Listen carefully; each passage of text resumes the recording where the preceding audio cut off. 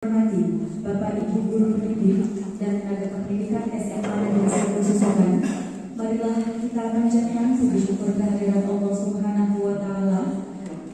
Berkat rahmatnya lah kita bisa melaksanakan diseminasi pengimbasan budaya positif keyakinan kelas dan segitiga restitusi di SMA Negeri 1 Susukan.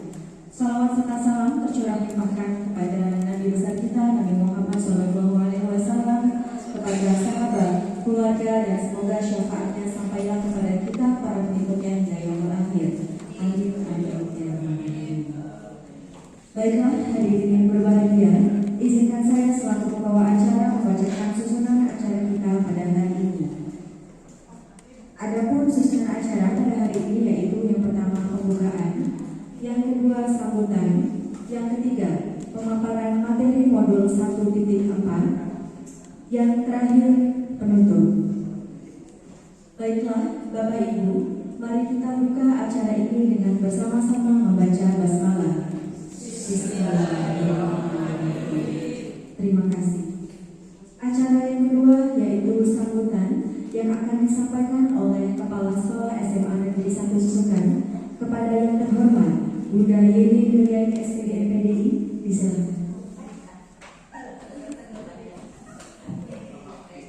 Bismillahirrahmanirrahim. Yang saya hormati dan saya banggakan semua rekan-rekan manajemen, peserta staf, guru, teman-teman semuanya seperjuangan, dan teristimewa teman-teman guru penggerak yang hari ini akan melaksanakan tugas kedinasan khusus yaitu pengimbasan ya. Assalamualaikum warahmatullahi wabarakatuh. Alhamdulillah, semoga gak bosan. Terima kasih, saya harus memberikan teman-teman. Hari ini Pak Dodi akan melaksanakan tugas pengimbasan dari ilmu yang telah didapat selama Pak Dodi mengikuti kegiatan guru penggerak. Di kedinasan sudah saya share ya tentang film guru penggerak. Bahwasanya guru penggerak itu pada depannya memang agak berbeda dari guru selama ini kita menjadi guru secara manual. Tapi sebenarnya tidak berbeda pada prinsipnya, cuman filosofinya tidak berubah karena filosofi dari guru penggerak itu adalah seperti yang diajarkan oleh Gajah Dewantara. Jadi sistem pembelajaran yang diajarkan oleh Gajah Dewantara bahwasanya sekolah itu adalah taman yang menyenangkan, tempat belajar yang menyenangkan, itu diimplementasikan di dalam pendidikan guru penggerak. Karena selama ini kita guru-guru secara manual ini, guru-guru yang reguler biasa seperti saya dan teman-teman yang bukan di guru penggerak, itu adalah kita ini terjebak pada pembelajaran yang berorientasi pada knowledge, mengutamakan knowledge sepenuhnya, dan anak itu hampir disampaikan anak itu tidak pintar kalau matematikanya tidak terbilang, gitu ya. Anak-anak itu dianggap tidak memiliki kecerdasan kecuali dia intelektualnya benar-benar bagus. Jadi orientasi kita itu adalah pada knowledge. Kita menggambarkan kecerdasan yang lain, skill-skill yang lain, sehingga anak-anak yang tidak pada tataran intelektual yang tinggi dia akan tersisa dalam pembelajaran karena dia dijudge tidak pintar karena dia tidak matematika bagus, padahal potensi dia di seni misalnya, atau bahasanya yang sangat menonjol. Padahal cerdas itu kan multiple intelligence, banyak sekali kecerdasan, tidak hanya masalah kognitif. Nah, di guru penggerak ini potensi anak digali secara adil, jadi potensi anak itu digali secara komprehensif sehingga anak itu mendapatkan kebahagiaan dalam pembelajaran. Jadi pada intinya pembelajaran di guru penggerak itu adalah bagaimana membuat anak itu bahagia dalam belajar. Nah, ketika kita bahagia teman-teman, kita akan memiliki energi lebih dan memiliki toleransi yang lebih besar ketika kita berusaha bahagia. Makanya jika teman-teman itu bahagia di lingkungan sekolah ini, maka teman-teman memiliki energi yang luar biasa besar untuk bisa bertahan mengerjakan soal lebih kuat. Itu sebabnya mengapa kita harus bahagia di lingkungan kerja. Dan stamina kita, ketahanan tubuh kita juga akan meningkat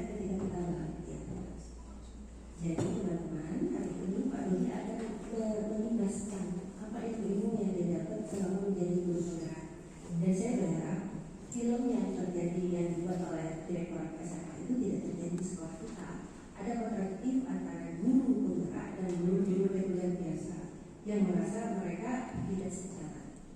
Wayahnya kita harus mengikuti petunjuk-petunjuk pimpinan atas kita. Bahwasanya hari ini kita sudah harus mengacu kepada pembelajaran seperti yang diajarkan pada guru penggerak. Ketika kita hari ini belum menjadi guru penggerak secara labeling, tapi kita sudah melengkapi, kita harus sudah menerapkan metode pendekatan yang diajarkan pada guru penggerak. Intinya, mari kita menjadi guru yang bahagia. Mari kita berupaya menciptakan sekolah yang ramah anak, di mana anak bahagia belajar bersama kita. Tinggalkan paradigma lama bahwasanya pendidikan itu hanya berorientasi pada knowledge. Kita hanya mengambil anak-anak pintar dan kita tidak bersifat empati. Nah, itu harus ditinggalkan. Sekarang ayo kita belajar. Kita semua belajar bareng-bareng. Saya juga bukan kepala sekolah penggerak, tapi saya berorientasi kepada kepala sekolah penggerak. Bagaimana kita menghabiskan waktu kita sepanjang hidup kita adalah yang terus belajar. Long life learner. Pembelajaran sepanjang hayat itu harus kita lakukan tanpa paksaan, tapi kesadaran kita bahwasanya orang yang telah berhenti belajar adalah orang yang telah mati dalam hidup. Hari ini mari kita belajar, kita recharge kemampuan kita dengan science sharing tentang program guru penggerak.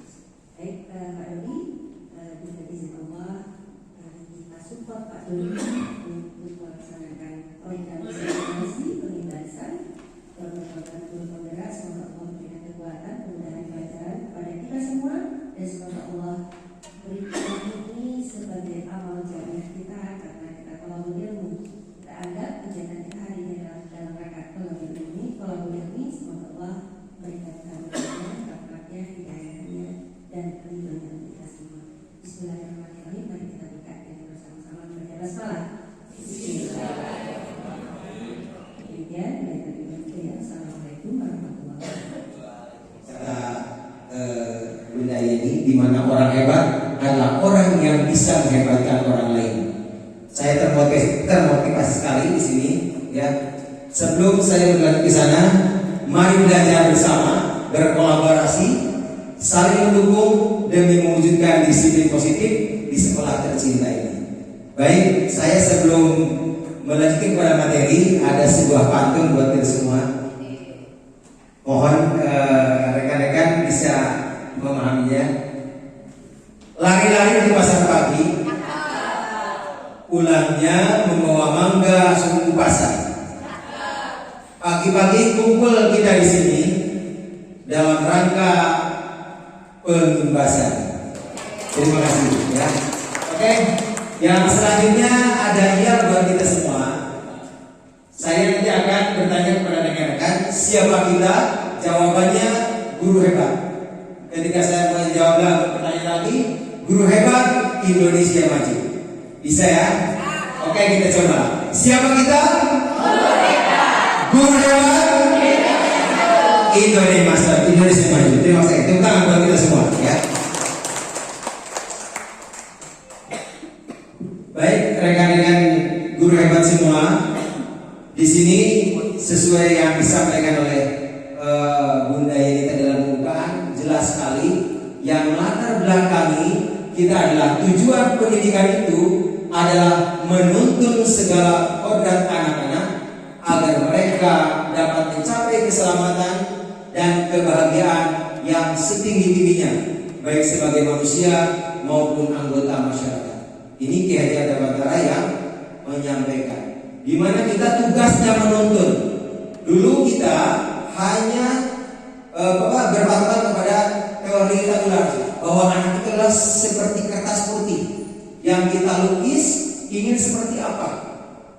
Ternyata setelah kita gali, Ki Haji Adamantara mengatakan bahwa siswa atau anak itu adalah seperti kertas yang sudah ada garis-garisnya. Kita tinggal menembakkan, kita tinggal menuntun bagaimana siswa itu untuk mengembangkan potensinya di sekolah. Ditambah tadi beliau Pak Bunda Yeni mengatakan seperti taman, benar sekali. Sekolah kita harus seperti taman. Bagaimana sih taman itu?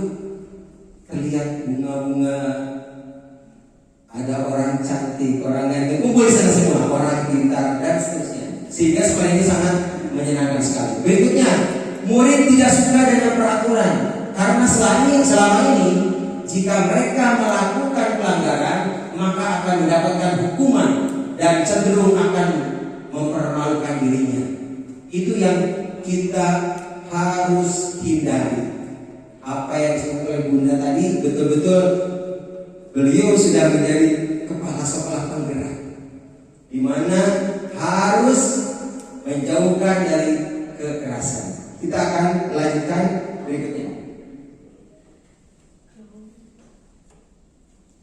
Sebagai calon penggerak, saya berperan untuk menuntun dan menumbuhkan kepemimpinan murid yang memiliki profil pelajar Pancasila melalui pembiasaan dan pembelajaran di sekolah. Seluruhnya rekan-rekan semua, para guru hebat, bahwa harus berpusat pada profil pelajar Pancasila. Ada yang masih ingat ada berapa profil pelajar Pancasila? Mantap, Ibu Adi, terima kasih. Yang pertama, beriman bertakwa dan berakhlak mulia. Jelas, sekolah kita sudah melaksanakan pagi membaca Al-Quran dan menyanyikan lagu Indonesia Raya. Itu kita sudah melaksanakan sesuai dengan profil pelajar Pancasila. Ya. Berikutnya,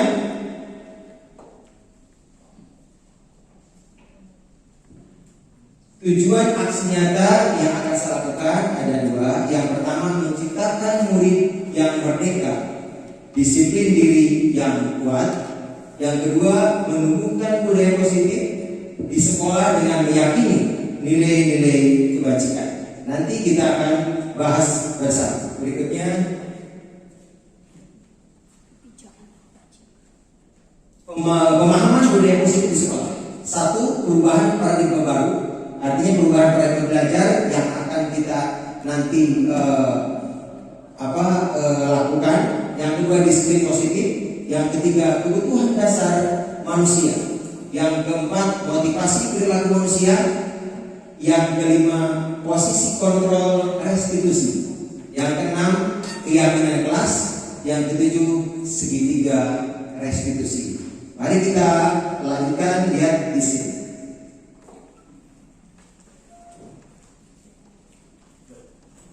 Perubahan paradigma belajar. Pembelajaran dengan paradigma baru dirancang berdasarkan prinsip pembelajaran yang terdiferensiasi, sehingga setiap siswa belajar sesuai dengan kebutuhan dari tahap perkembangannya untuk mewujudkan profil pelajar Pancasila. Semua mengarah kepada profil pelajar Pancasila. Kita bukan untuk membahas bagaimana terdiferensiasi, tetapi kita awalnya pasti klasikal, berceramah. Satu kelas itu siswa 36. Bagaimana caranya menerima satu metode yang akan kita berikan? Nah, sekarang dengan perubahan paradigma belajar yang baru, kita harus bisa. Mungkin saya komunikasi dengan beberapa guru bahwa ada sudah melakukan namanya asesmen diagnostik. Ini ya, asesmen diagnostik yaitu di mana mengelompokkan siswa dan sesuai dengan kemampuannya. Seperti itu.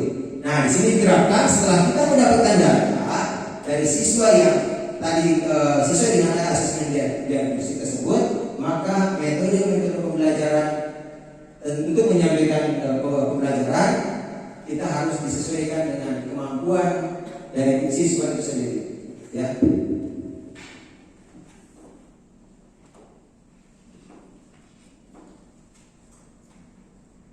Disiplin positif. Dalam budaya kita, kata disiplin dimaknai menjadi sesuatu yang dilakukan seseorang pada orang lain untuk mendapatkan kepatuhan. Kita cenderung menghubungkan kata disiplin dengan ketidaknyamanan, pasti. Ya, disiplin awalnya harus dipaksa dulu, karena kalau tidak dipaksa, ya begini. Nah, bagaimana keterpaksaan itu untuk menjadi suatu kebiasaan dalam diri kita? Sebelum kita menerapkan kepada siswa, kepada murid, alangkah baiknya kita sebagai guru hebat, kita sebagai guru memberikan figur, memberikan contoh kepada mereka. Oh, jadilah suasana seni dalam hidupnya. Ketika mereka 10-20 tahun ke depan dia menjadi para pejabat, oh iya, dulu saya pernah mendengar pepatah dari ibu ini. Dulu saya pernah mendengar wejangan dari bapak ini.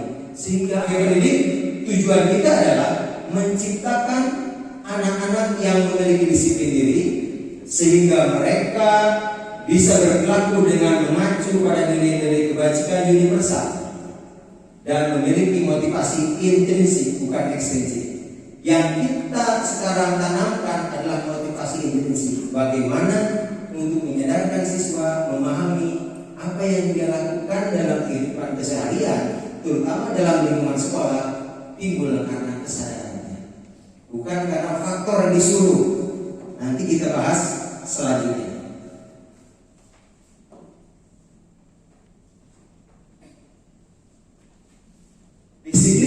Disiplin positif merupakan salah satu cara penerapan disiplin yang bertujuan untuk menanamkan kesadaran serta memberdayakan murid untuk melakukan sesuatu tanpa hadiah, ancaman maupun hukuman.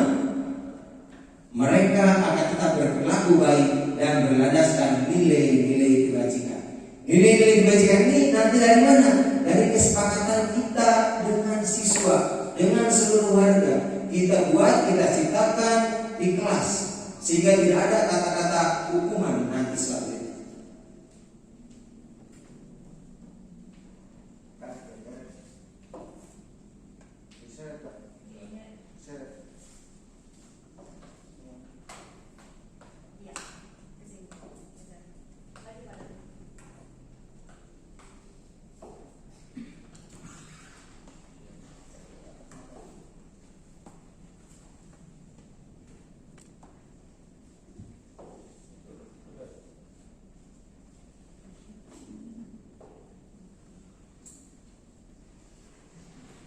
Baik, tadi sudah disampaikan, sebetulnya ini sudah dikupas oleh Bunda tadi dalam penyampaiannya. Inilah kebutuhan 5 kebutuhan dasar manusia. Siswa pun sama. Yang pertama adalah kebutuhan bertahan hidup, survival. Jelas sekali, ya. Itu adalah kebutuhan. Yang kedua adalah kasih sayang dan rasa diterima, love and belonging. Saling kasih kita bahas nanti. Yang ketiga adalah kebebasan atau freedom. Yang keempat kesenangan atau fun. Yang kelima adalah penguasaan atau power. Ya, 5 kebutuhan dasar ini pasti dimiliki oleh seluruh manusia, tidak hanya anak-anak. Begitu orang tua.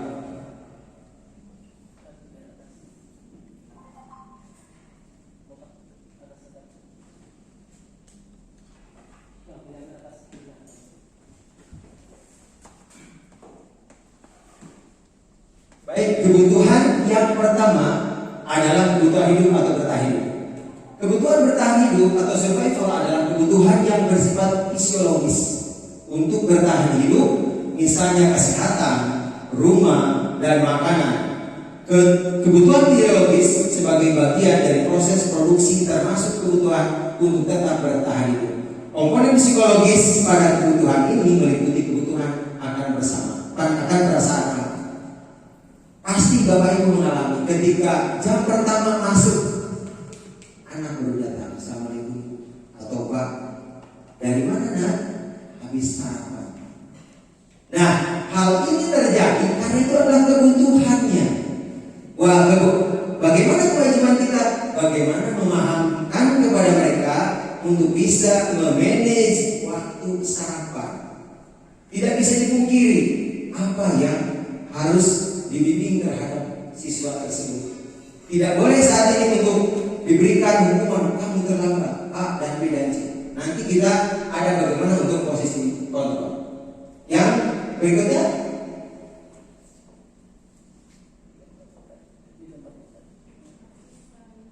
kasih sayang dan rasa diterima, kebutuhan untuk diterima. Kebutuhan ini dan 3 kebutuhan berikutnya adalah kebutuhan psikologis. Kebutuhan untuk disayangi dan diterima meliputi kebutuhan akan hubungan dan koneksi sosial, kebutuhan untuk memberi dan menerima kasih sayang, serta kebutuhan untuk merasa menjadi bagian dari suatu kelompok. juga meliputi keinginan untuk tetap terhubung dengan orang lain seperti teman, keluarga, pasangan hidup, teman kerja, bahkan binatang peliharaan pun kelompok di mana kita tergabung. Anak-anak yang memiliki kebutuhan dasar, kasih sayang dan rasa terima yang tinggi biasanya ingin disukai dan diterima oleh lingkungannya. Mereka juga akrab dengan orang tuanya. Biasanya mereka belajar karena suka pada gurunya. Pasti kita flashback ke belakang, salah satu yang menjadi motivasi kita dulu belajar pasti ada saya senang dengan gurunya. Bagaimana untuk bisa disenangi terlebih dahulu oleh siswa? Maka kita belajar untuk merubah atau sikap diri menjadi seorang pengasih dan penyayang. Jelas seperti itu. Berikutnya, penguasaan kebutuhan pengakuan atas kemampuannya. Kebutuhan ini terhubung dengan kekuatan untuk mencapai sesuatu, menjadi kompeten, menjadi terampil, diakui atas prestasi dan keterampilan kita, didengarkan dan memiliki rasa harga diri. Anak-anak yang memiliki kebutuhan dasar akan penguasaan yang tinggi biasanya selalu ingin menjadi pemimpin. Mereka juga suka mengamati sebelum mencoba hal baru dan merasa kecewa bila melakukan kesalahan. Mereka juga biasanya rapi, sistematik, dan selalu ingin mencapai yang terbaik. Siswa-siswa kita sudah ada beberapa yang seperti ini, ya. Tinggal kita bagaimana tadi menuntun dan mengarahkan siswa tersebut untuk menjadi siswa yang terbaik. Berikutnya, kebebasan kebutuhan akan pilihan. Kebutuhan untuk bebas adalah kebutuhan akan kemandirian, otonomi, memiliki pilihan dan mampu mengendalikan arah hidup seseorang. Anak-anak dengan kebutuhan kebebasan yang tinggi menginginkan pilihan hidup. Mereka perlu banyak bergerak, suka mencoba-coba, tidak perlu terpengaruh orang lain, dan senang mencoba hal baru yang menarik. Ini adalah sebagai kebutuhan. Maka ketika di kelas kita menerangkan ada anak mengganggu temannya, ada anak bergerak terus, jangan sekali mengatakan tidak dan jangan. Kita telah ternyata kebutuhan dia belum terpenuhi sehingga dia bergerak terus mengganggu. Nanti di akhir pembelajaran kita bisa dipanggil secara personal. Apa yang dia karena gerak itu sendiri kan kebutuhan. Kodrat murid adalah bermain. Makanya pasti bagaimana menciptakan permainan menjadi sebuah pembelajaran. Bukan belajar untuk terus bermain, tapi bermain untuk dalam pembelajaran. Berikutnya, kesenangan. Jelas apa dikata kalau kita tidak punya kesenangan? Pasti akan sepi, akan merasa kesepian. Kebutuhan akan kesenangan adalah kebutuhan untuk mencari kesenangan, bermain dan tertawa. Bayangkan hidup tanpa kenikmatan apapun, betapa menyedihkan. Gleiser mengatakan menghubungkan kebutuhan akan kesenangan dengan belajar. Anak-anak dengan kebutuhan dasar kesenangan yang tinggi biasanya ingin menikmati apa yang dilakukan. Mereka juga bisa berkonsentrasi tinggi saat mengerjakan hal yang disenangi. Tidak sedikit dalam jam pelajaran kok tidak ada, tahu-tahunya lagi main futsal di lapangan. Itu perlu kajian kita bersama. Kenapa anak itu seperti demikian? Jadi kedepannya kebutuhan kesenangan untuk bergerak, dia senangnya bergerak. Makanya tadi ada terdiferensiasi. Bagaimana kita menciptakan untuk menugaskan kelompok-kelompok tertentu dengan teori, dengan praktek, dan juga dengan tugas yang lainnya. Baik, selanjutnya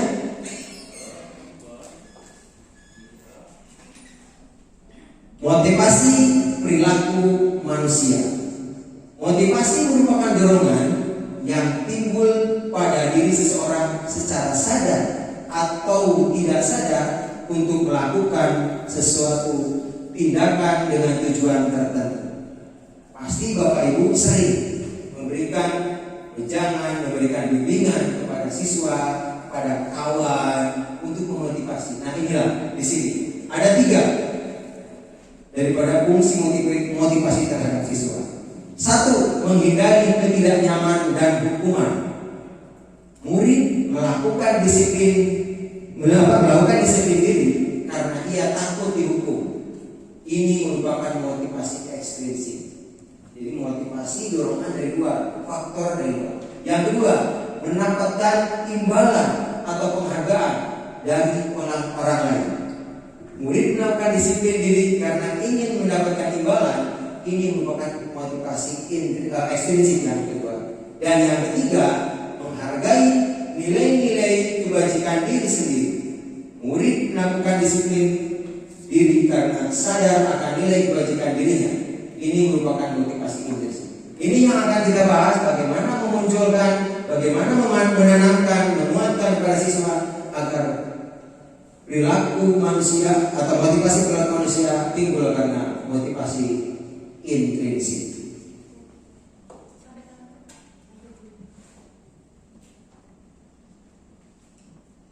Oke, konsep disiplin dengan identitas gagal.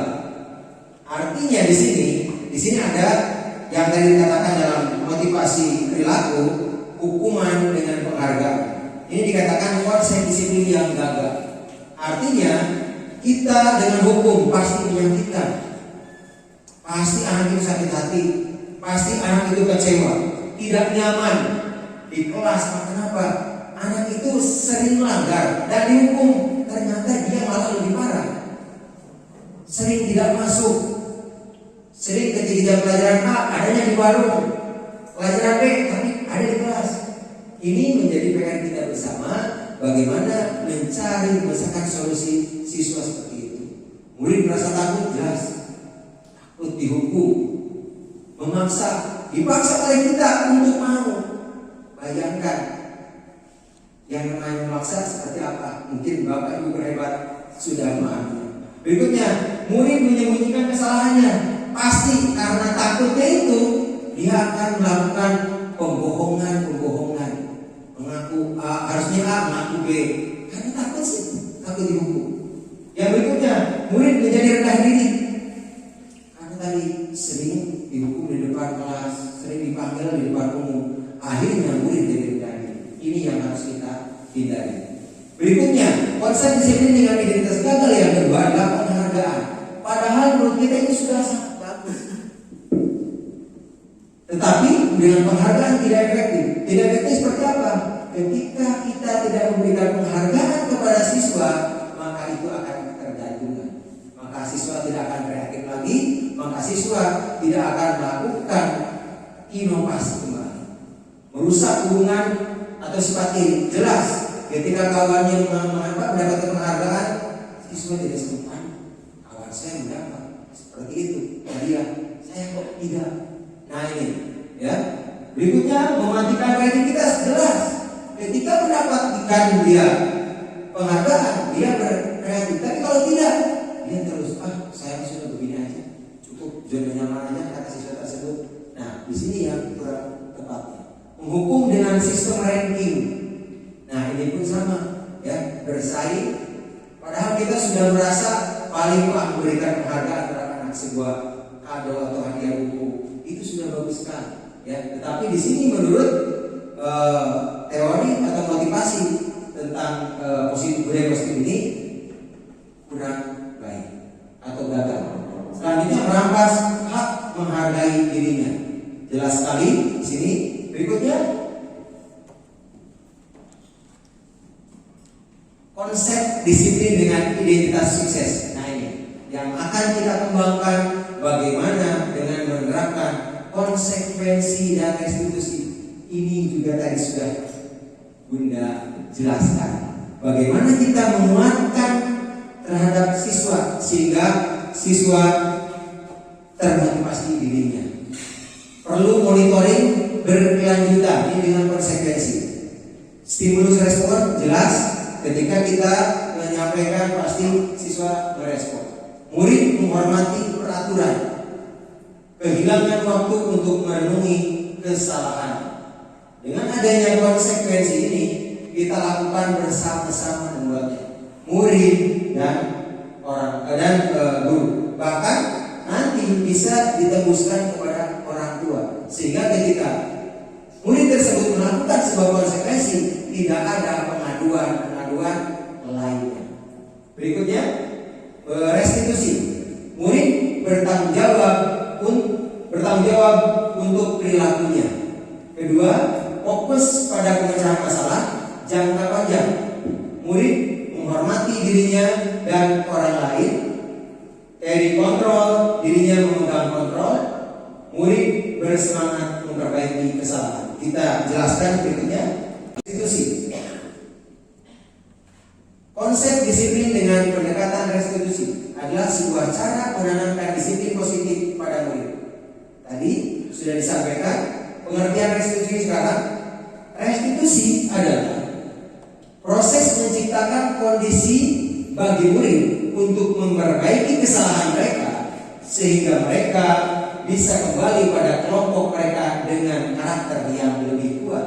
Ini disampaikan oleh Gosen 2004. Ciri-ciri restitusi ada 8. Yang pertama adalah bukan untuk menebus kesalahan, namun untuk belajar dari kesalahan. Kedua, memperbaiki kesalahan. Ketiga, tawaran bukan paksaan. Keempat, menuntun untuk melihat ke dalam diri. Kelima, mencapai kebutuhan dasar yang mendasari tindakan. Keenam, fokus pada karakter bukan tindakan. Ketujuh, menguatkan, dan 8 fokus pada solusi.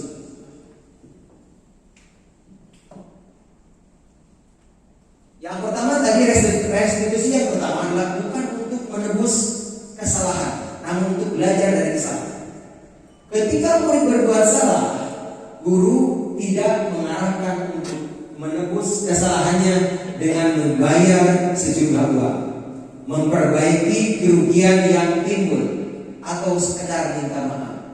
Selama ini pasti sudah kita lakukan hal-hal seperti ini, karena kalau fokusnya ke sana, maka murid yang berbuat salah akan fokus pada tindakan untuk menebus kesalahannya dan menghindari ketidaknyamanannya yang bersifat eksternal, bukannya pada upaya perbaikan diri yang lebih bersifat internal.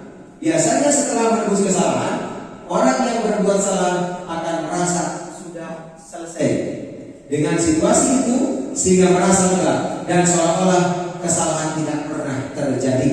Terkadang bisa juga muncul perasaan ingin balas dendam bila orang yang berbuat salah sebetulnya merasa tidak rela harus melakukan sesuatu untuk menebus kesalahannya.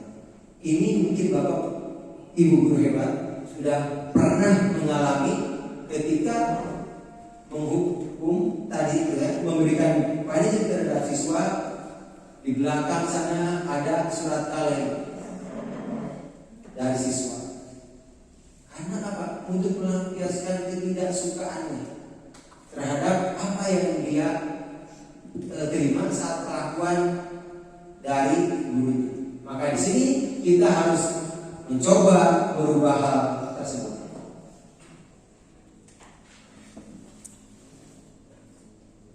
Memperbaiki kesalahan, memperbaiki hubungan dan memperkuatnya, membantu murid-murid dalam hal mereka ingin menjadi orang seperti apa dan bagaimana mereka ingin diperlakukan. Proses ini menciptakan kondisi yang aman bagi murid untuk menjadi jujur pada diri mereka sendiri dan evaluasi dampak dari tindakan mereka pada orang lain.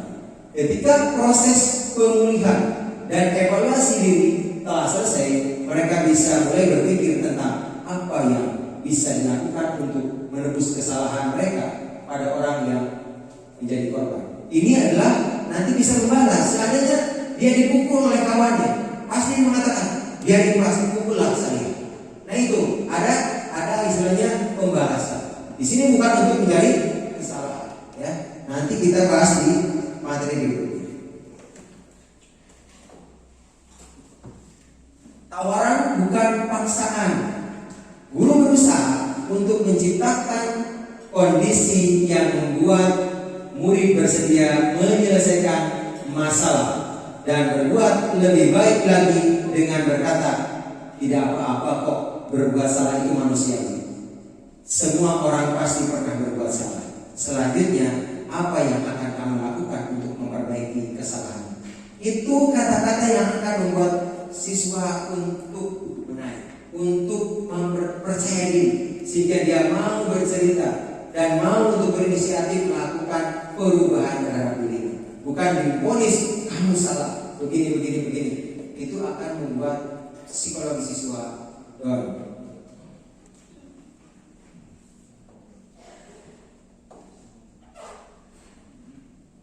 Menuntun untuk melihat ke dalam diri, melihat adanya ketidakselarasan antara tindakan murid yang berbuat salah dan keyakinan mereka. Untuk membimbing proses pemulihan diri, guru bisa bertanya pada siswa, kamu ingin menjadi orang seperti apa?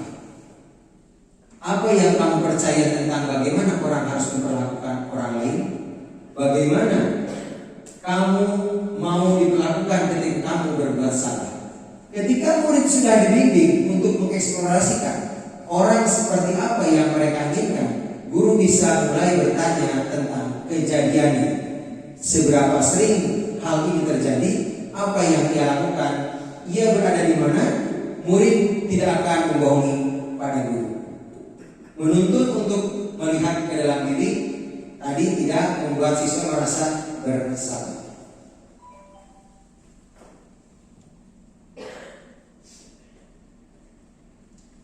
Mencari kebutuhan dasar yang mendasari tindakan.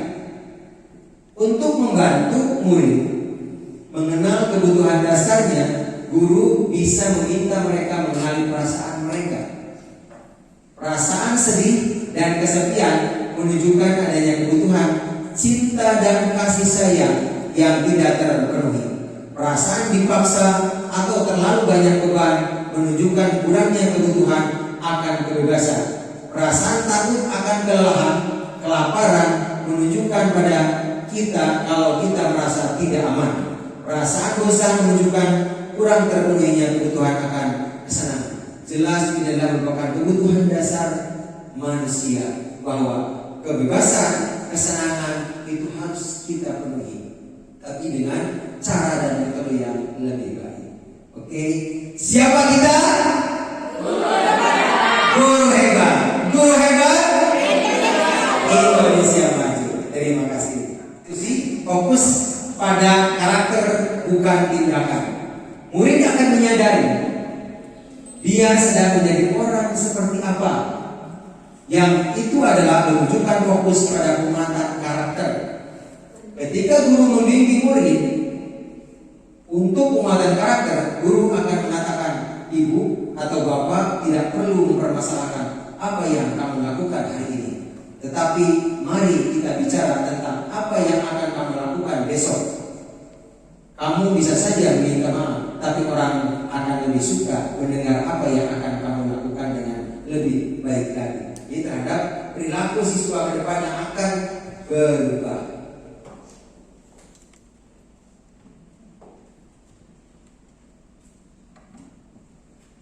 Yang ketujuh, menguatkan.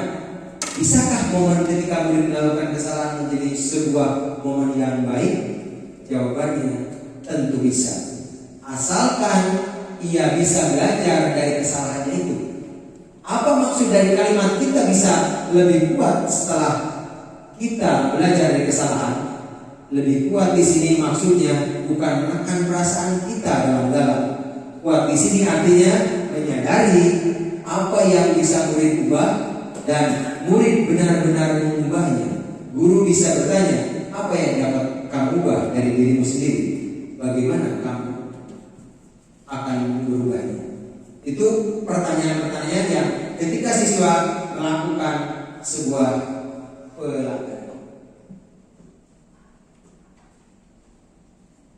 fokus pada solusi. Kita fokus pada kesalahan dan tindakan mencari siapa yang benar, siapa yang salah. Tetapi bagaimana mencari solusi yang terbaik untuk siswa.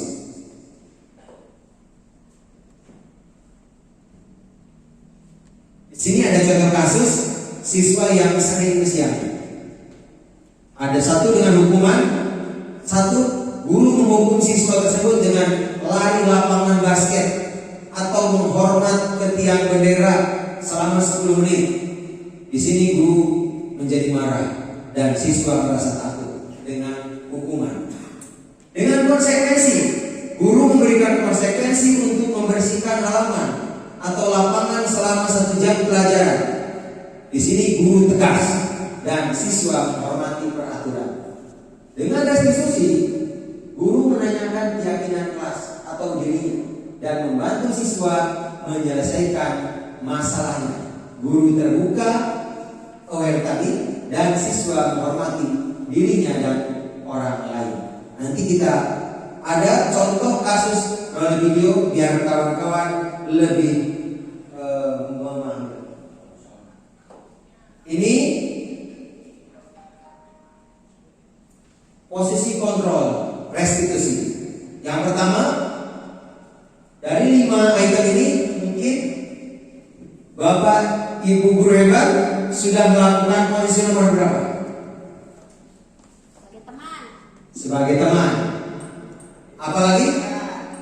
Sebagai yang pertama sebagai penghukum, kedua sebagai pembuat rasa bersalah, ketiga sebagai teman, keempat sebagai pemantau, dan kelima sebagai manajer. Pasti kebanyakan posisi nomor 1 karena merasa diri benar bahwa siswa itu melanggar dan harus dihukum. Di sini kita rubah bersama. Kita perhatikan ada penjelasan mengenai posisi kontrol dalam pembelajaran. Selamat menyaksikan.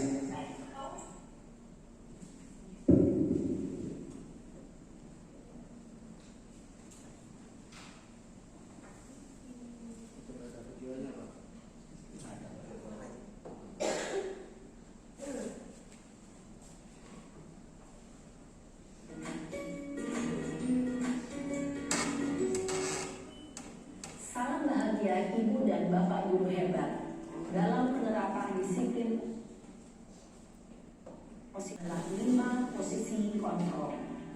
5 posisi kontrol dalam restitusi adalah proses perjalanan seorang pendidik agar dapat mengenali dirinya. Pada video kali ini, kita akan membahas tentang 5 posisi kontrol yang dikembangkan oleh Diane Rosen dan contoh penerapannya.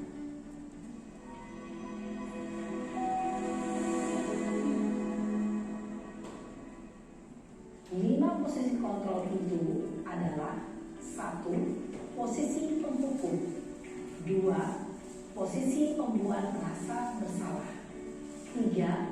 Posisi teman, 4. Posisi pemantau atau monitor, dan 5. Posisi manajer. Untuk lebih memahami kelima posisi tersebut, mari kita saksikan kasus Naren yang terlambat hadir 20 menit di sekolah dan melihat bagaimana kelima posisi kontrol dalam menghadapi masalah tersebut. Ini contoh kasusnya.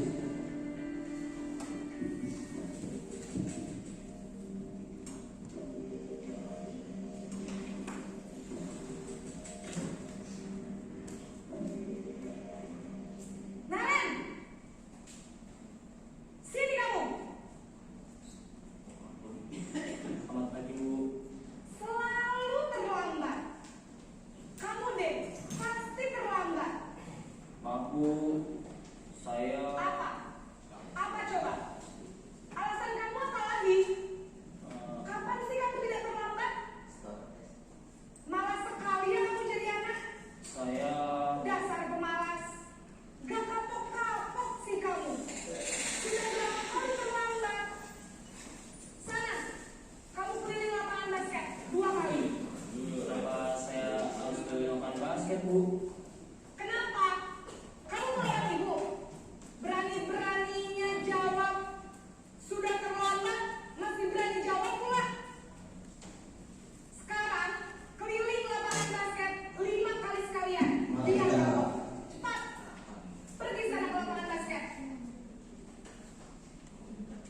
Posisi pemukul biasanya berbicara dengan nada tinggi, menghardik, menunjuk-nunjuk, menyakiti, dan menyindir. Hukuman bisa berupa fisik maupun psikis. Ibu dan bapak guru hebat, dampak yang terjadi pada murid ketika guru berada pada posisi pemukul adalah murid cenderung akan memberontak, bahkan menyimpan dendam.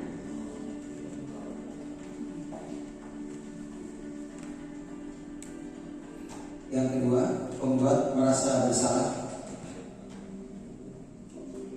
Sinaren yang kesian.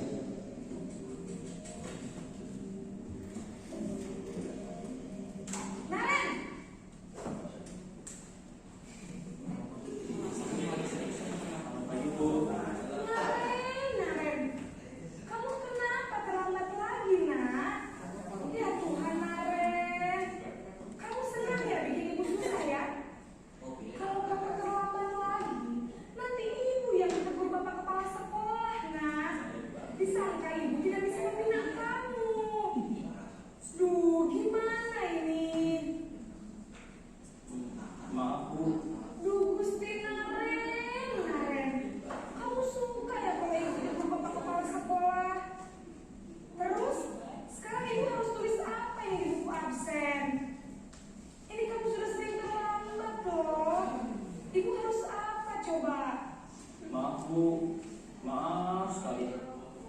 Ya sudah, lain kali jangan bikin ibu susah lagi ya nak ya. Ibu tidak akan kuat lagi kalau kamu begini terus. Bisa jantungan kalau ibu ditegur bapak kepala sekolah. Sekarang cepat kelas. Maaf ya Bu. Maaf sekali.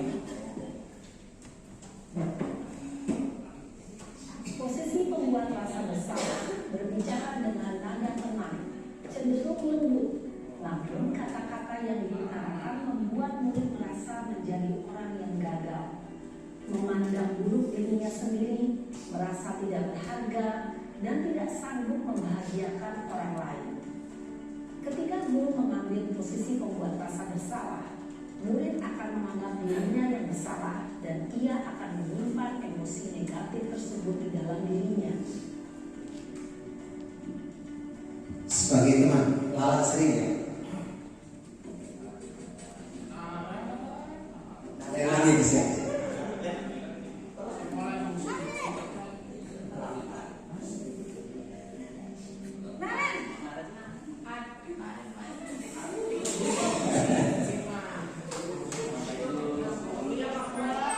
Sudah jam berapa ini nak?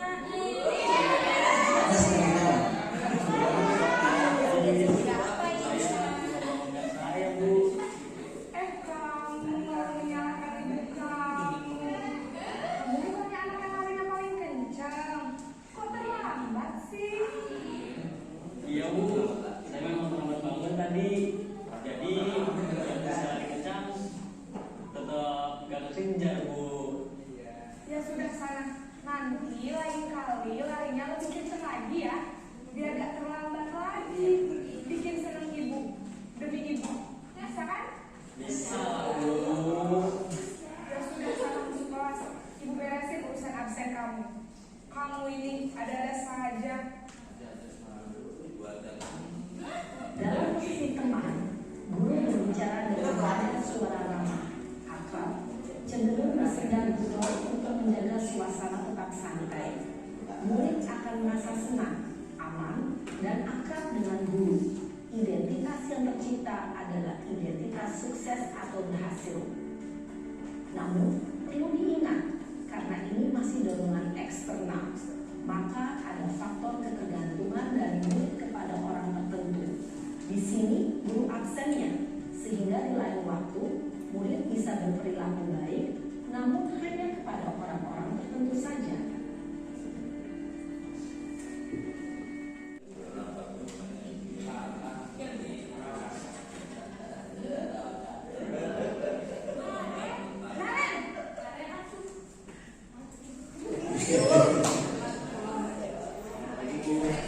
Naren, apa peraturan sekolah kita tentang jam berapa kita harus masuk sekolah, nak? Kita harus di sekolah jam 7 Bu. Iya betul.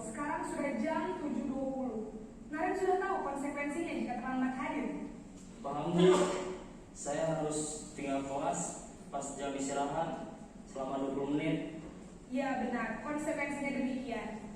Jadi nanti jam 9.30 pas istirahat, kamu harus tinggal di kelas, kerjakan tugas tambahan untuk ketertinggalan kamu, ya? Baik Bu. Posisi pemantau mengandalkan penghitungan atau data untuk mengontrol murid. Guru mengarahkan murid berdasarkan peraturan dan konsekuensi. Seorang pemantau menunjukkan bahasa tubuh dan ekspresi wajah yang datar dan cenderung formal. Sebagai manajer, ini yang akan kita diperdalam.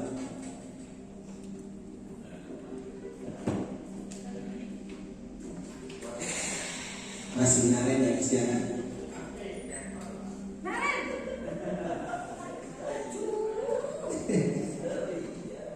Selamat pagi Bu. Selamat pagi, Naren. Maaf Bu, saya terlambat. Iya, sekolah masuknya jam 7, sekarang sudah jam 7.20. Jadi sekarang bagaimana ini, Naren? Maaf Bu, saya lupa setel alarm saya semalam. Baiklah, menurut kamu, keyakinan sekolah yang mana yang perlu kamu tingkatkan? Menghargai diri sendiri dan orang lain mungkin ya Bu. Setuju. Jadi, apakah Naren meyakini prinsip saling menghormati tersebut? Iya Bu, saya meyakininya. Apakah Naren bersedia memperbaiki masalah keterlambatan ini? Bersedia Bu. Bagaimana kamu akan memperbaiki masalah keterlambatan ini? Saya akan coba untuk tidak lupa menyetel alarm saya Bu. Baik, kalau Naren lupa menyetel alarm di rumah, ada orang yang kira-kira bisa bantu mengingatkan tidak? Ada Bu, kakak saya, Kak Emma. Ada lagi selain Kak Emma? Selain Kak Emma, ada ibu saya. Baik, jadi yang mengingatkan Naren adalah Kak Emma dan ibu kamu ya? Kira-kira akan mulai setel alarm kapan nih Naren? Setelah pulang sekolah, akan segera saya lakukan. Baik, jadi Naren akan setel alarm untuk bangun besok pagi dan akan diingatkan oleh kakak dan ibunda Naren ya. Ada lagi yang mungkin perlu dilakukan Naren agar tidak terlambat bangun lagi? Tidak ada Bu. Baik Naren, terima kasih untuk kerjasama kamu. Sekarang kamu perlu kembali ke kelas untuk belajar. Baik Bu, terima kasih. Posisi manajer adalah posisi kontrol yang disarankan untuk membimbing murid memiliki sikap disiplin yang positif, yaitu murid yang mandiri, bertanggung jawab, dan dapat memecahkan masalah. Tujuan dari posisi ini adalah agar murid dapat berefleksi atas tindakannya. Guru akan dengan tulus memberikan pertanyaan-pertanyaan bermakna, sehingga membuat murid dapat belajar dari kesalahannya dan mencari sebuah solusi untuk menyelesaikannya. Ibu dan bapak guru hebat, setelah mengamati adegan kelima posisi kontrol tadi, kira-kira posisi mana yang paling ideal? Posisi mana yang dapat menunjang motivasi prinsip murid? Ya, tentu posisi manajer. Posisi ini memang posisi ideal yang ingin dituju setiap pendidik. Pada posisi inilah, guru dapat menerapkan disiplin positif yang berpihak pada murid, yang memerdekakan murid. Perjalanan seorang pendidik tentunya tidak mudah untuk sampai pada posisi seorang manajer. Namun, tujuan kita pasti, yaitu menciptakan murid-murid yang mandiri, merdeka, dan bertanggung jawab. Semoga penggambaran 5 posisi kontrol yang telah diperlihatkan ini dapat menjadi ajang refleksi bagi kita semua, agar dapat terus mengasah dan menerapkan disiplin positif yang memerdekakan murid. Mari terus berlatih dan bersemangat. Selamat menerapkan. Salam dan bahagia Ibu dan Bapak Guru hebat. Oke, baik rekan-rekan guru hebat semuanya. Barusan sudah kita melihat beberapa contoh kasus tentang 5 posisi kontrol. Memang dikatakan di sana tidak semudah membalikan telapak tangan apa yang harus kita perbuat, tetapi bagaimana kita mau menuju ke arah sana. Setidaknya kita sudah menghapus namanya posisi penghukum, posisi pembuat rasa bersalah, karena akan membuat siswa rendah diri, akan membuat siswa untuk terus berbohong kepada kita. Kita mencoba untuk menjadi berposisi sebagai seorang teman, sebagai pemantau, atau yang lebih baiknya adalah sebagai manajer. Ya, tadi untuk sebagai pemantau kita harus mau dan siap beraksi. Artinya ketika tadi diberikan konsekuensi untuk mengerjakan tugas tambahan di jam istirahat, otomatis guru pikir atau guru yang tadi belajar di jam tersebut harus siap menambah waktu istirahatnya 20 menit untuk memberikan pengawasan terhadap siswa tersebut. Itu sebuah konsekuensi yang harus kita lakukan. Memang berat sekali untuk menjadi seorang guru yang idealis dan profesional ini. Tapi inilah kita dituntut dengan keadaan. Oke, berikutnya adalah tentang bagaimana keyakinan kelas. Tadi bagaimana kita membuat sebuah keyakinan kelas? Mengapa keyakinan kelas? Mengapa tidak peraturan? Tidak peraturan kelas saja. Di sini ada dua pertanyaan. Mengapa kita memiliki peraturan tentang penggunaan helm pada saat mengendarai kendaraan roda 2 atau motor? Untuk keselamatan. Tepat sekali. Yang kedua, mengapa kita memiliki peraturan tentang penggunaan masker dan mencuci tangan setiap saat? Menjaga kesehatan. Semuanya sangat benar. Itulah disebut keyakinan. Tetapi kalau kita beranggapan ke peraturan, ketika saat kita di jalan raya, kita melihat tidak ada polisi, ketika tidak melihat ada CCTV, kita tidak menggunakan helm. Itu bedanya peraturan dengan keyakinan. Peraturan dilakukan ketika ada petugas. Begitupun di sekolah, ketika tidak ada guru, ketika tidak ada yang ditakuti, maka siswa bebas. Tapi kalau dengan keyakinan daripada siswa tersebut, tidak ada guru, siswa itu dengan sadar melakukan apa yang dia harus lakukan. Mengapa kita memiliki peraturan tentang penggunaan masker?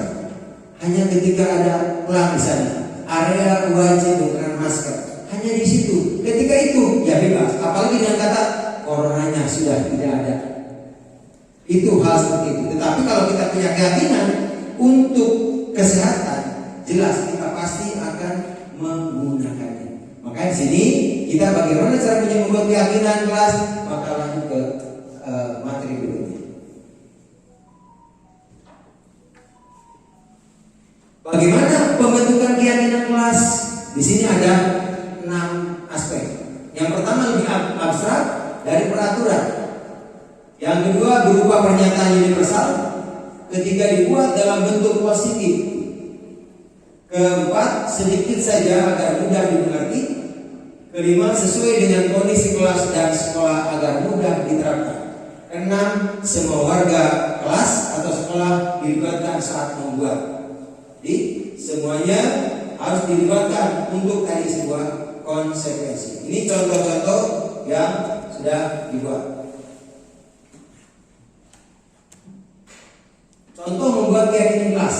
1. Disiplin waktu. Jelas tadi untuk mengantisipasi bagaimana ada siswa yang terlambat. Otomatis sebelum ada siswa yang terlambat, alangkah baiknya kita sebagai guru sebelum siswa terlambat, gurunya jangan sampai terlambat. Berikutnya, belajar dengan antusias, semangat dan percaya diri. Di sini, bagaimana siswa itu tidak bermain, tidak melakukan hal-hal yang tidak diinginkan di kelas. Terkadang kan ada guru lagi menerangkan, tahu-tahu di belakang siswa pasti lihat dia sampai terus dia malah main game, dia malah mendengarkan perempuan gak kelihatan menggunakan headset, mendengarkan musik. Itu perlu kita cermati bersama. Terus saling menjaga kebersihan dan keindahan. Ini perlu diterapkan di lingkungan sekolah. Saling menghormati sesama, selalu menerapkan 5S, senyum, salam, sapa, sopan dan santun. 6. Gemar membaca dan menulis sebagai budaya literasi. 7. Menghargai diri sendiri dan orang lain. Ke-8 adalah komitmen. Ini berupa contoh sebuah keyakinan kelas yang bisa kita terapkan di kelas kita masing-masing. Terutama poin yang terakhir adalah segitiga restitusi. Tadi untuk memecahkan sebuah masalah yang terjadi pada siswa. Ini bagi masalah-masalah yang dianggap sudah terlalu besar atau kasusnya agak besar terhadap siswa. Yang pertama, segitiga. Sisi yang pertama adalah menstabilkan identitas. Kedua, validasi tindakan yang salah. Ketiga, menanyakan keyakinan. Ini akan saya berikan contoh video.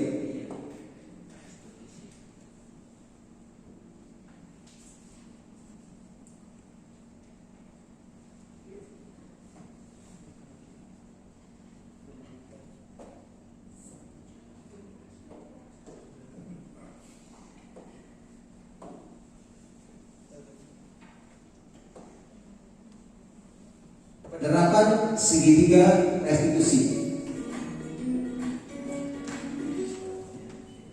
Salam dan bahagia Ibu dan Bapak Guru hebat. Pada video kali ini kita akan membahas tentang salah satu program disiplin positif yang diterapkan di lingkungan sekolah yang dikenal dengan nama restitusi.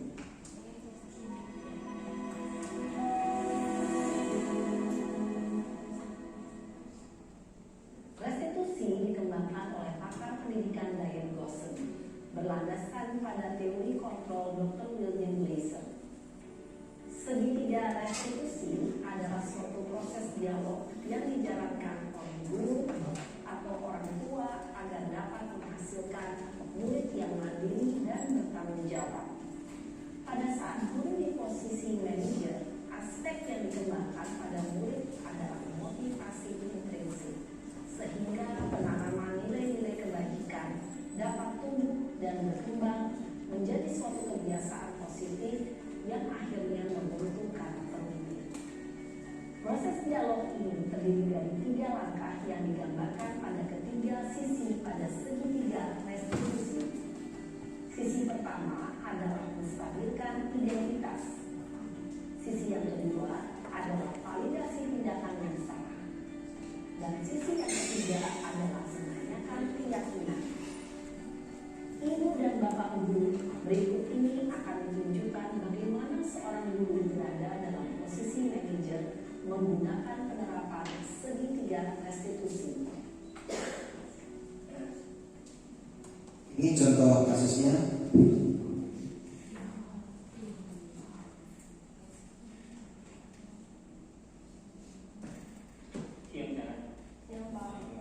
Sudah lama nggak ketemu Sarah? Kenapa hadir dari sini? Betul Pak, kesel banget. Masa aku dikatain soal fitnah Pak? Ya aku marah lah. Aku gak dikatain Eka di depan kelas. Kesel banget. Oh begitu. Ya pasti kamu marah dan kesal. Bapak juga akan marah apabila ada yang menuduh Bapak seperti itu. Kemudian pada saat itu,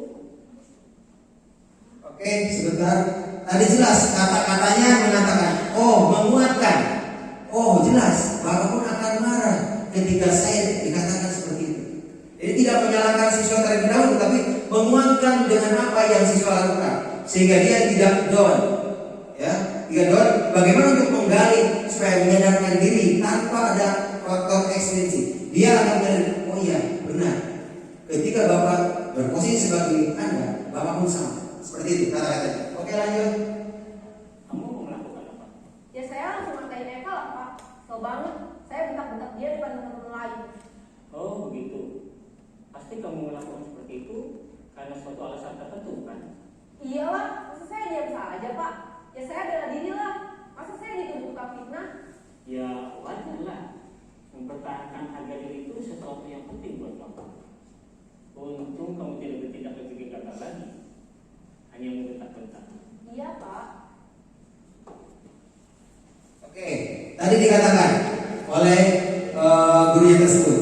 Oh, ya, jelas dia menguatkan kembali apa yang dia lakukan itu benar.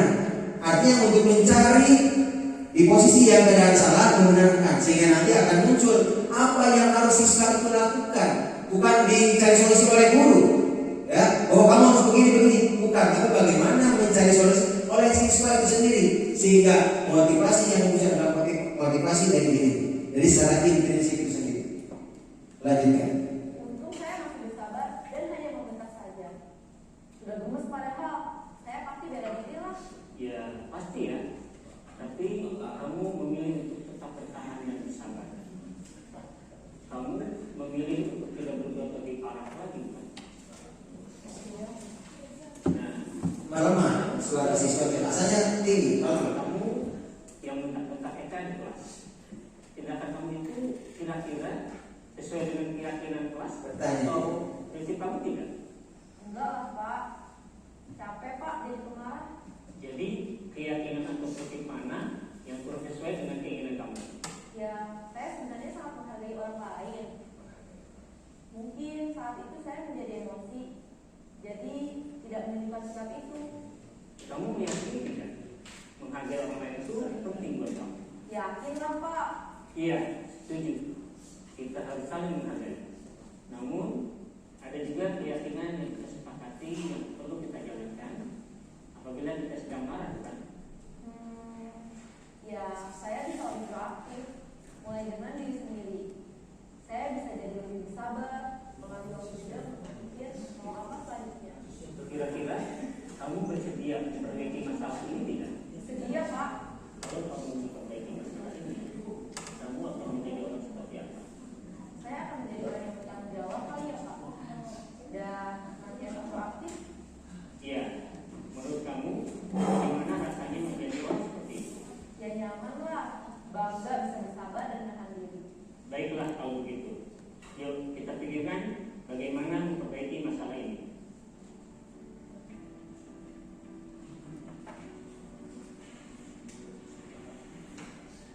Ibu dan Bapak guru hebat, baru saja kita menyaksikan contoh bagaimana seorang guru berada dalam posisi manajer menggunakan penerapan segitiga restitusi.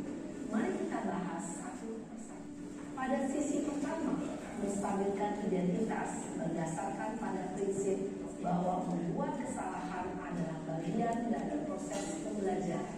Yang pertama, Sisi pertama dari segitiga ini berperan menggeser identitas murid dari identitas gagal ke identitas sukses. Murid yang sedang bertingkah laku yang tidak pantas atau menarik diri saat itu sedang mengalami identitas gagal. Bila kita mengkritiknya, maka posisinya tidak akan berubah. Kita bisa mengajukan pernyataan-pernyataan ini. 1. Membuat kesalahan sesuatu yang wajar. 2. Manusia tidak ada yang sempurna. 3. Kita bisa memperbaiki masalah ini. 4. Saya tidak menanyakan kesalahannya. Saya lebih fokus bagaimana memperbaiki masalah ini. 5. Apakah saat ini kamu telah menjadi orang yang baik untuk dirimu sendiri? Pada sisi kedua, validasi tindakan yang salah berlandaskan pada prinsip bahwa setiap perilaku berupaya memenuhi suatu kebutuhan tertentu. Guru yang telah memahami teori kontrol akan bergeser dari pemikiran stimulus respon menjadi proaktif dan mencoba untuk mengenali tujuan dari perilaku murid, mengenali dan mengakui kebutuhan murid ini dapat memperbaiki hubungan dengan murid tersebut. Pernyataan atau pertanyaan bisa disampaikan dengan nada suara tidak menghakimi atau memojokkan, sehingga dapat mengembalikan murid pada posisi positif. 1. Kamu bisa saja berpindah lebih gegabah lagi dari ini. 2. Kamu bukan melakukannya tanpa suatu alasan tertentu. 3. Kamu melakukannya karena mempertahankan sesuatu yang penting bagimu. 4. Mungkin kamu bisa mempelajari suatu perilaku baru yang lebih efektif. Bersediakah kamu mempelajarinya? Selanjutnya, kita akan simak sisi terakhir, yaitu menanyakan keyakinan. Teori kontrol menyatakan bahwa pada dasarnya kita akan toleransi secara intrinsik. Pada saat perilaku yang salah telah divalidasi dan identitas sukses telah stabil, maka murid telah siap mengaitkan keyakinan-keyakinannya dengan tindakannya yang salah dan pemikirannya telah bergeser kini menjadi orang yang dituju. Pertanyaan-pertanyaan ini dapat mengaitkan keyakinan-keyakinan yang dianut murid. 1. Sebagai keluarga atau kelas, apa yang kita yakini? 2. Nilai-nilai apa yang telah kita sepakati? 3. Seperti apa gambaran sebuah kelas yang ideal bagi kami? 4. Kamu ingin menjadi orang seperti apa?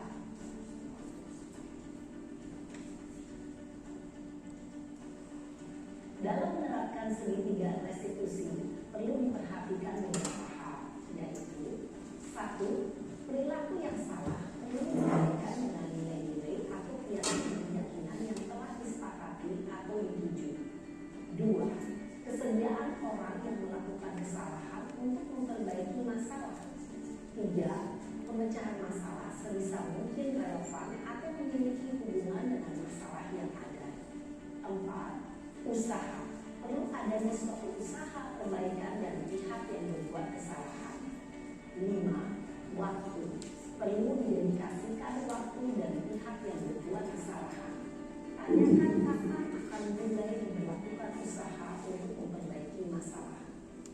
Dengan memahami struktur penerapan segitiga restitusi, diharapkan guru dapat menerapkan posisinya sebagai manajer dengan mengajukan pertanyaan-pertanyaan bermakna yang dapat membuat murid menjadi lebih percaya diri, bertanggung jawab, dan mandiri. Nah, Ibu Bapak Guru perlu tidaknya mengikuti ketiga tahapan dalam segitiga restitusi bergantung pada ringan beratnya suatu permasalahan. Misalnya, bila permasalahan tersebut ringan, maka tidak perlu dijalankan secara berurutan. Bahkan bisa semudah menanyakan apa keyakinan yang kita sepakati.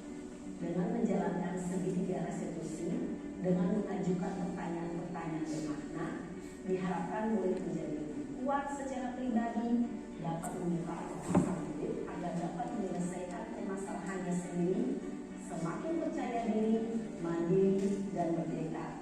Salam dan bahagia, Ibu Bapak Guru hebat. Baik Bapak Ibu Guru, demikian contoh daripada segitiga restitusi. Jadi pada dasarnya kita mengawali hal tersebut dengan sebuah komitmen, sebuah konsekuensi dengan siswa, sehingga tidak semua permasalahan dilakukan dengan segitiga restitusi. Lihat permasalahannya seperti apa. Jadi di awal, kebetulan kita nanti akan memasuki awal semester, silakan mencoba untuk membuat kesepakatan dengan siswa, mencoba membuat asesmen atau tes diagnosis terhadap siswa untuk memberikan metode pembelajaran seperti apa nanti ke depannya. Jangan menggunakan lagi secara klasikal, secara umum. Siswa tidak siap diberikan dengan metode ceramah, kita berikan pasti ditinggal. Ya, apalagi yang berani bisa kabur dari kelas. Kalau enggak bisa nanti. Ya, seperti itu kawan-kawan semuanya. Baik, yang berikut. Dalam penerapan program disiplin positif, hendaknya guru memiliki standar kepribadian, profesional, dan sosial yang baik, di mana guru mampu berefleksi pada posisi kontrolnya saat ini, bagaimana perjalanan dirinya sebagai seorang AMO, yaitu sebagai posisi manajer, yang menuntun murid-murid menjadi insan yang mandiri, merdeka, dan bertanggung jawab. Ini menurut standar nasional pendidikan.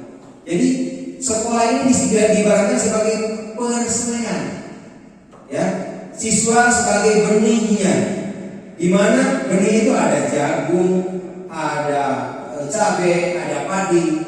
Tidak mungkin kita menumbuhkan bibit jagung menjadi padi, tidak mungkin menumbuhkan bibit padi menjadi cabai. Nah, di sini kita harus memahami karakter daripada siswa. Melalui apa tadi?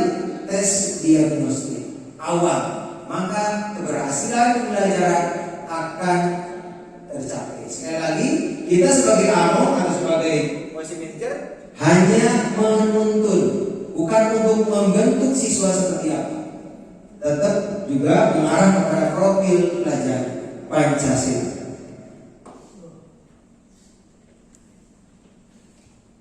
Baik, terima kasih.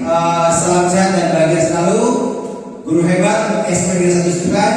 Mudah-mudahan apa yang saya sampaikan ini bisa berkah dan bermanfaat. Sekali lagi, kami tidak, atau saya sini bukan bermaksud untuk mengajari, hanya sekedar sharing pendapat. Nanti pada aplikasi di lapangan bisa kita lebih berkolaborasi. Apa yang disampaikan dalam grup penggerak sudah sejalan apa yang disampaikan oleh pimpinan kita, oleh Bunda Yeni Nurani SPD, yaitu berkolaborasi. Sekali lagi, tidak ada keberhasilan tanpa kolaborasi. Sekian, terima kasih. Wabillahi taufiq. Wassalamualaikum warahmatullahi wabarakatuh. Oleh Pak Dodi Setiapurnama SPD. Terima kasih Pak Dodi, luar biasa sekali Bapak Ibu. Jadi melalui pengimbasan ini kita semua bisa mengambil, kalau saya garis besarnya adalah dari segitiga restitusi dan 5 kontrol. Ya, kita itu kalau masih sebagai teman atau sebagai penghukum, mari kita secara pelan-pelan kita berubah, ya Pak Dodi ya, menjadi manajer gitu. Jadi agar kita diharapkan, saya masih ingat sekali ketika PPG itu, kita diharapkan menjadi guru yang mempesona. Mempesona itu yang pertama adalah bisa tidak hanya hebat dalam penguasaan materi, tapi juga mampu mengontrol manajemen kelasnya sehingga siswa bisa lebih nyaman, sekolah bisa menjadi tempat bermain untuk anak-anak. Jadi semoga dengan pengimbasan yang disampaikan oleh Pak Dodi, kita semua guru-guru hebat bisa menghebatkan murid kita dan bisa menjadi lebih baik. Ya. Berakhir pula ya Pak Dodi ya acara hari ini. Mari Bapak Ibu guru, kita tutup acara ini dengan bersama-sama membaca hamdalah. Alhamdulillah. Terima kasih. Sekali lagi saya ucapkan terima kasih atas perhatiannya Bapak Ibu guru hebat yang luar biasa. Billahi taufiq wal hidayah. Wassalamualaikum warahmatullahi wabarakatuh.